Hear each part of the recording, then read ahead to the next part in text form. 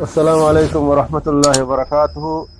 كوجمتوتا في جالتمتوتا مسيسوتا والدا مسوم أورميا akkasuma ummata Oromoo guutuu warra sagaleen keenya kun bira ga'uu dandeettu hundaaf akkam jirtanii baga rabbii onaan isin gahe jecha kanatti aansuudhaan yaa'u oolmaa ardhaa irra oolle irra waan tokko tokko walii gabaafna.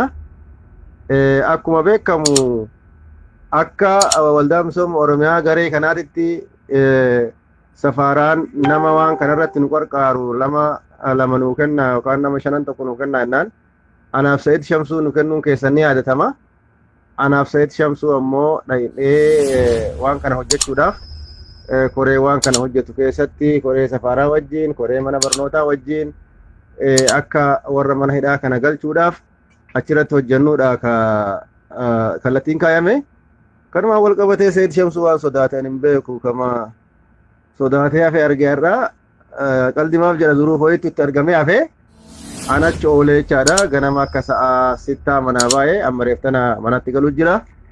Kana wal qabatee irraa oolmaa irraatiin wanni gaariin jalqabbiin gaariin mul'atee jira. Irraa tiimii afuritti qoodamnee safaraan akkuma jirutti dippiloomaatonni safaraa hundi safararraa yaa'anii nama tokko qofa safaraa keessatti dhiisanii tiimii afuritti bakka afurii wal qoodanii kompiitara lama nama chaappaa dhawu akkasitti walumaa galatti nama 27 haga 30titti achitti hojjetaa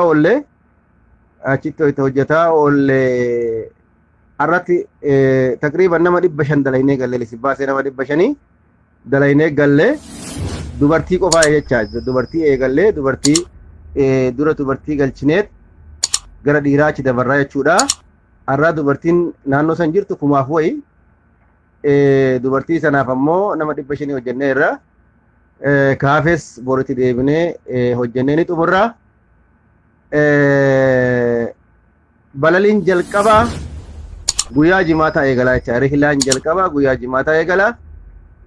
Akka Saa'udiitti xayyaaraa 8 ramadame guyyatti ammoo namni galuu qabu wanni Saa'udii akka nuti galchinu barbaaddu guyyatti nama 2667 namni 2667 guyyatti asirraa bararuu qabu mamlakaa Jiddaa fi as dabalatee jecha. Kanaaf kana hojjechuudhaaf jecha halkanii guyyaa hojjechuun dirqama.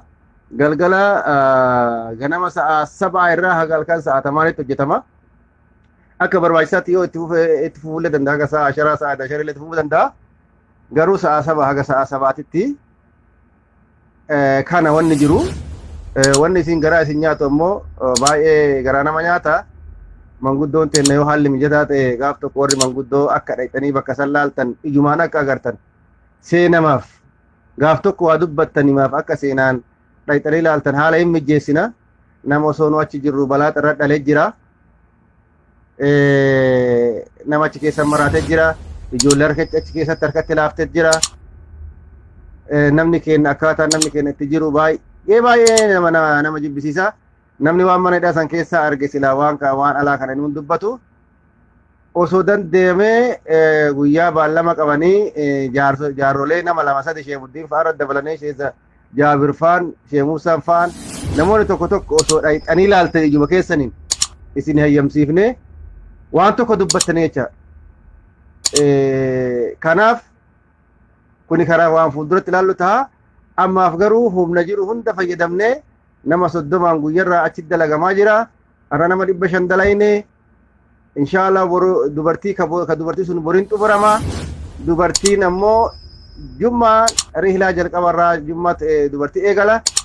Dubartii gaafa fedhe gara dhiiraa dabarraa. Dubartiin tunillee akkamitti galtii yoo jettan dubartii warri ilmaan qabuu fi warri dhukkubsatu awwala gala. Warri ilmaan qabuu fi warri dhukkubsatu awwala gala. Sunis akkasitti beekamuu qaba. Tartiibni amma safaraan itti hojjetaa jirtu kun baay'ee bareedaa fi baay'ee ka ifittooma qabu ka shakkii wayii keessa hin jirre wanni hojjetamu hundi isaa koreen hojjetama. Dhiibbaa wayii keessa hin jiru. Ijoollee wayitan agarte akka waan haadha abbaa agartee kanatti gammadde duraan namni itti seenu yoo seene nama tokko seenaa tokko sun gurfaa takkatti yoo seene achi keessa oola. Gurfaa takkatti keessa nama 100 meeqa jira. kuntaala walirra dhaqan jettanii malee mee isinit deebi'a qo'a.